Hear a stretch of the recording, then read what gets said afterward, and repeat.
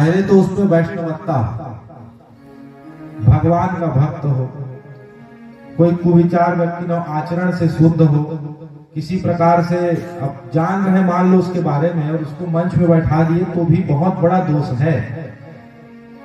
जैसे कोई सांप दूध को जूठा कर ले और उसको पी लिए, इतना दोष पड़ता है उसके मुख से कथा सुनने में।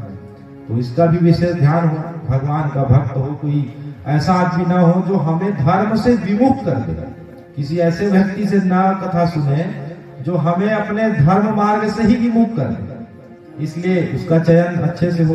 वक्ता में लोक बोधन तत्परा, यह शब्द आया है। क्यों?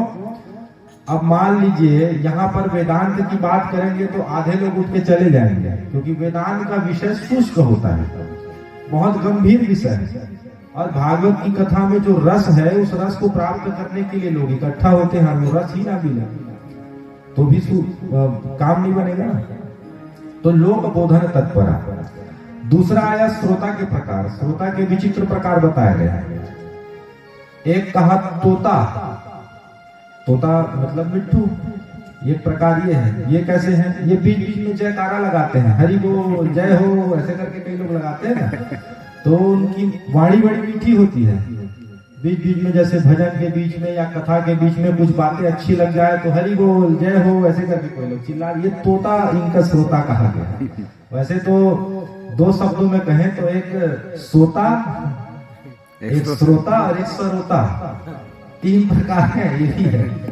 एक तो कथा मंडप पे ना, जिसको नींद ना आने की बीमारी हो वो कथा सुनने आ जाए। जो रात भर भी जागता होगा निशाचर प्राणी, वो यहाँ आके सो जाएगा। एक विचित्र इसका वो है, लेकिन इसीलिए बीच बीच में ना भजन कराते हैं ताकि ताली बजाओ, भजन गाओ तो नींद भाग जाए। तो एक हुआ तोता, ये बीच बीच में जयकारा लगाने वाले। एक होता है कौवा। कौवा क्यों कहा गया भाई? कई लोग ना कथा सुनने आते हैं, मन रहता नहीं है, मजबूरी में आ जाते हैं किसी के साथ, चलो जी हम लोग चल रहे हैं तो आ जाते हैं। ये लोग हल्ला करते हैं बीच बीच में, कथा की बातें छोड़कर दूसरी बातें करेंगे, तो इनको कौवा की श्रेणी में रखा गया। तीसरा हंस। हंस में उसको किसी से मतलब नहीं, वो सिर्फ कथा सुनने आया है, अपना एक कोना देखेगा या बीच में बैठेगा, जहां भी अपने एक निश्चित स्थान लेके, और उसको किसी से मतलब, वो चुपचाप अपने कथा सुन के भगवान नाम का नाम लेते हुए अपना घर चल देगा प्रसाद लेके। इनको हंस की श्रेणी में रखा गया।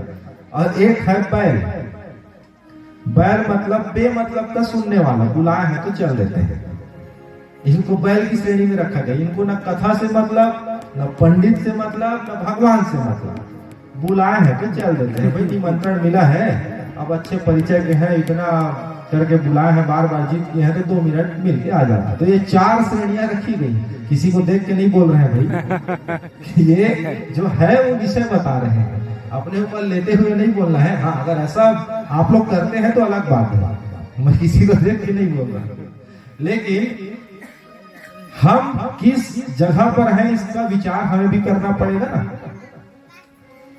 क्योंकि कथा सुनने बैठते हैं तो 4 चीजों का विशेष ध्यान रखना चाहिए। अब ये 4 चीजें कौन कौन से हैं?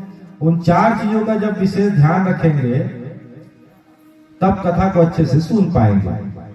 कथा सुनने आए तो एक होता है दल विवेक, किनके साथ कथा सुनने जाए, यही की बात नहीं है, जहां भी जाए। जब हम एक अपने भजनानंदी किसी मित्र के साथ कथा सुनने जाएंगे तो वो परेशान नहीं करेगा, वो भी जितना देर कथा चलेगी उतनी देर बैठेगा आपके साथ में। दल बना के गए हैं कथा सुनने तो वैसा नहीं, अरे चलो 6 बज गया, चूल्हा जलाना है, चलो ना, ये महाराज तो बहुत देर तक बैठेंगे, लगता है हम लोग चलते हैं। ऐसे बीच बीच में उनको बार बार परेशान। अब आपका मन है मान लो, और बाजू वाले का मन नहीं है और आपके साथ आ गया तो वो आपको बार बार परेशान करेगा। तो दल विवेक, किनके साथ चले कथा सुनने, बहुत प्रभाव है इसका। और दूसरा है बल विवेक। बल विवेक अर्थात जब बैठे तो नियम बना के बैठे। कथा सुनने बैठे 7 दिनों तक तो एक नियम रहे कि दृढ़ निश्चयता से कथा सुने। अपने बल, अब मान लो शरीर में पीड़ा है और जबरदस्ती नीचे बैठ गए, घुटने में दर्द है और कथा में ध्यान ही नहीं जा रहा है, क्यों? क्योंकि घुटना मालिश करना पड़ रहा है बार बार, तो भाई कुर्सी में बैठ जाइए, कोई बात नहीं, कथा सुनना आवश्यक है। तो बल विवेक, एक नियम बनाए, अपने शरीर को बिल्कुल साधें और चुपचाप एक नियत स्थान पर बैठ जाए। तीसरा है थल विवेक, कहां बैठे।